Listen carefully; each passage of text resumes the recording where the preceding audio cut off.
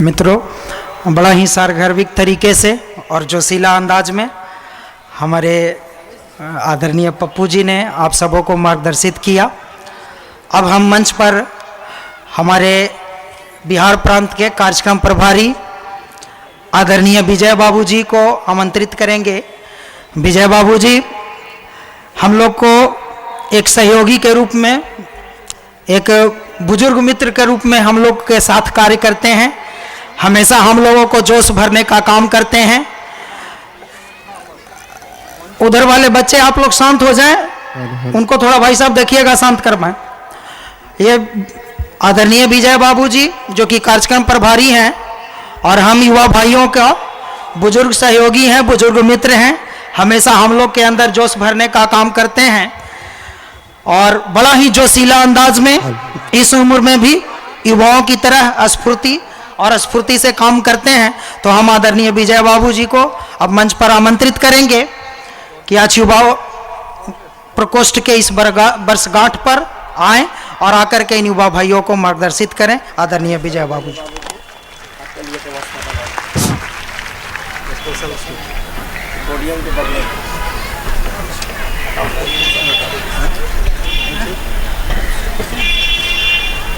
जय जवान जय हिंदुस्तान।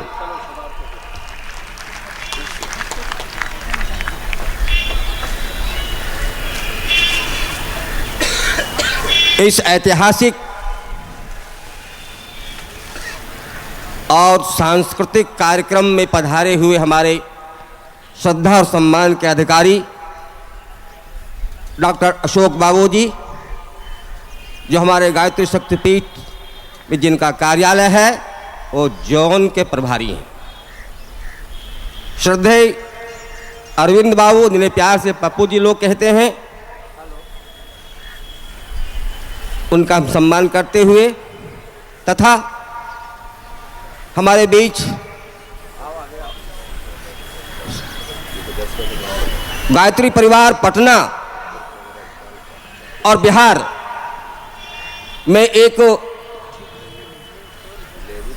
साइलेंस करेंट के रूप में, एक दूत के रूप में जो उत्प्रेरित करते रहते हैं, श्रद्धेय सत्येंद्र बाबू जी, युवा के आदर्श और भारत के उगते चमकते नक्षत्र मेरे मनीष जी, आज अंतर्राष्ट्रीय युवा दिवस पर हम स्वामी विवेकानंद जी की जयंती के शुभ मुहूर्त में अखिल विश्व गायत्री परिवार से उद्घोषित संपूर्ण भारतवर्ष के लिए युवा क्रांति वर्ष के अवसर पर स्वामी विवेकानंद जो एक योद्धा सन्यासी के रूप में, वेदांत के दूत के रूप में, झंझावाती साधु के रूप में, देश प्रेमी संत के रूप में और एक आदर्श कर्मठ शूरवीर आचार्य के रूप में संबोधित किया गया पूरे विश्व में, उनके ध्वज के नीचे हम आकर उन्हीं के आशीर्वाद से कुछ चर्चा करते हैं। कुछ चर्चा करें युग ऋषि वेदमूर्ति तपोनिष्ठ पंडित श्री राम शर्मा आचार्य, जिन्हें आज महाकाल कहा जाता है,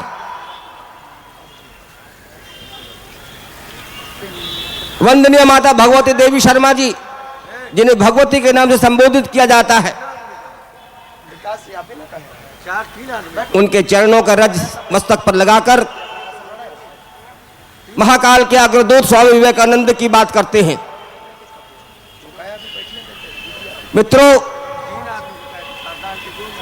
भगवान निवेदिता ने स्वामी विवेकानंद के सारे विचारों को, स्पंदनों को प्राण से भरकर लेखनी में लिखा है और वो 10 खंड का है।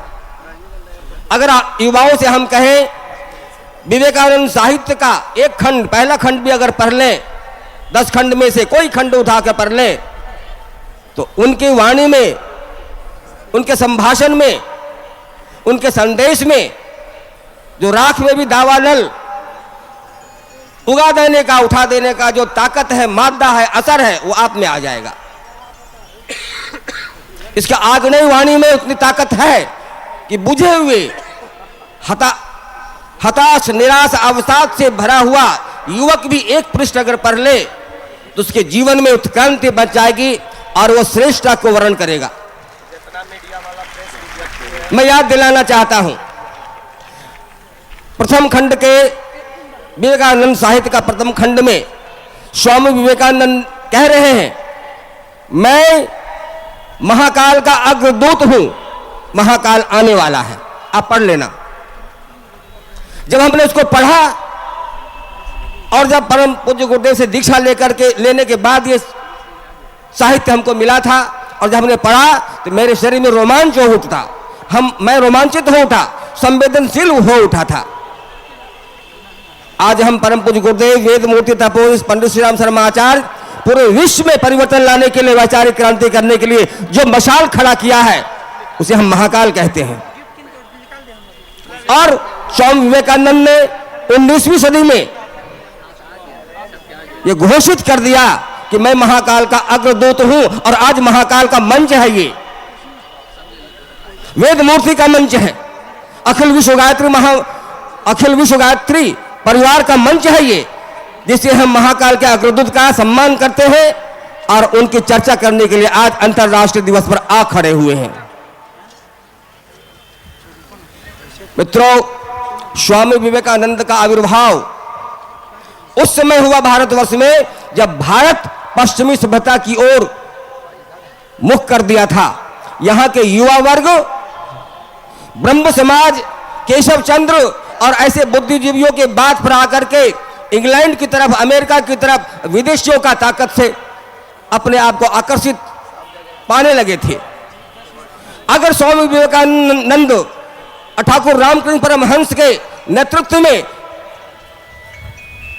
युग नायक स्वामी विवेकानंद खड़े नहीं होते तो आज का यह देश भारत जो दिखाई पड़ता है, जो सांस्कृतिक विरासत को कायम रखने में सक्षम है, ऐसा दिखाई नहीं पड़ता। यह देश मानसिक गुलामी से ग्रसित हो जाता।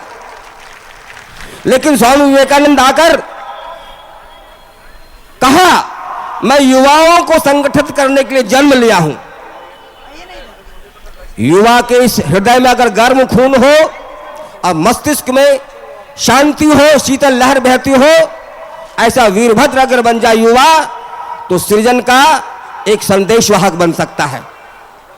और सृजन का संदेशवाहक संस्कृति का संदेशवाहक बन सकता है। मैं एक घटना में बताता हूं। बीए पास किया हुआ ग्रेजुएट विवेकानंद स्वामी अपनी आध्यात्मिक साधना से, देश प्रेम से लबालब संत जब इंग्लैंड पहुंचे थे, इनकी उपलब्धि, लोग कहते हैं कि मंत्र करेंगे, साधना करेंगे, मेडिटेशन करेंगे, साधु बनेंगे, ये करेंगे, अध्यात्म जाएंगे, हमारा जीवन बिगड़ जाएगा, हमारी भौतिक संपदा, हम भौतिकता से हम अलग हो जाएंगे, हमारे पास साधन, धन, दौलत नहीं आएंगे। एक घटना बता के अपनी बात समाप्त करूंगा। विवेकानंद के जी स्वामी बने, आदर्श सन्यासी बने,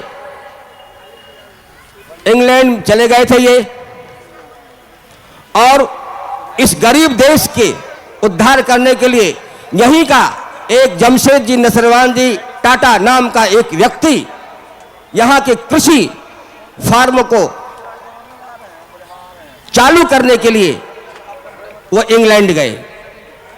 यहां के लॉर्ड ने कहा, मैं तुम्हें परमिशन नहीं दे सकता, जाओ इंग्लैंड और एलिजाबेथ को एप्लीकेशन दो, अगर वो प्लॉट अलॉट कर देते हैं तो मैं परमिशन दूंगा।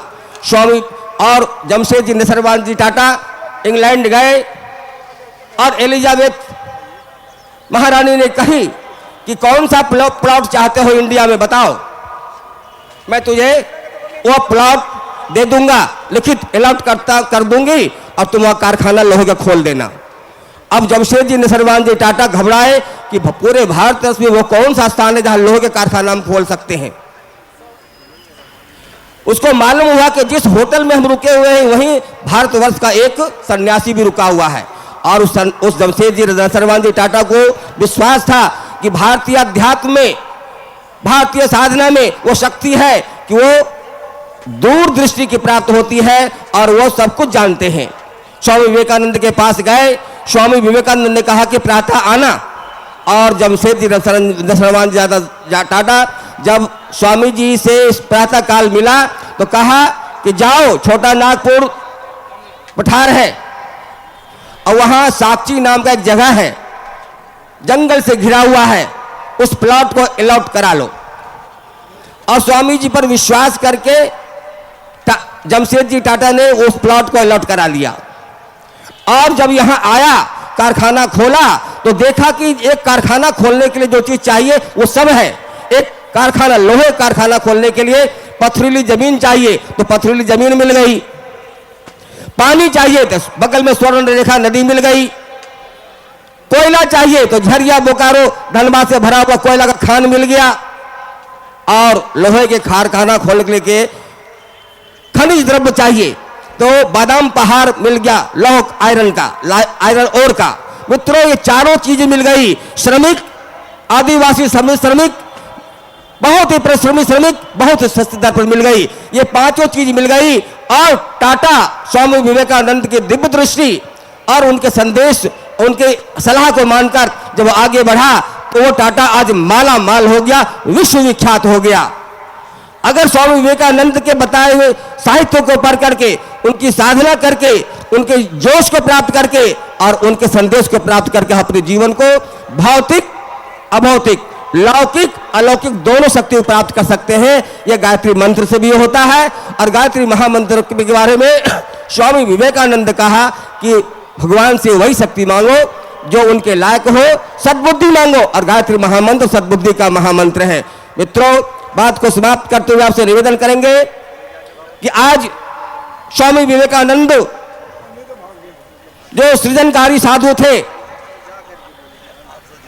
उनका संदेश साहित्य पढ़कर, उनका संदेश उनके चरणों में नमन बंदन कर, उसका संदेश आज हर युवा स्वामी विवेकानंद, जिनका अंतर्राष्ट्रीय जन्म दिवस के रूप पर अंतर्राष्ट्रीय युवा दिवस मनाया जा रहा है। एक दुर्गुण चाहे नशा का हो, चाहे किसी प्रकार का, एक दुर्गुण मन ही मन जहां बैठे हैं आज उनके चरणों में अर्पित कर देते हैं तो आपका आना सार्थक हो जाएगा और यह आदर्शमय संदेश संपूर्ण पहुंच जाएगा। एक दुर्गुण छोड़ के जाना। हमारी बहनों, माताएं, युवतियां जितनी भी आई हैं, एक दुर्गुण अर्पित कर देती हैं तो आज आपका आना सार्थक और अविस्मरणीय दिन हो जाएगा। इसी विनती के साथ कि आप दुर्गुण छोड़ेंगे और सद्गुण ग्रहण करेंगे, ये संदेश स्वामी विवेकानंद का है। अब उसे पढ़ लेंगे। धन्यवाद।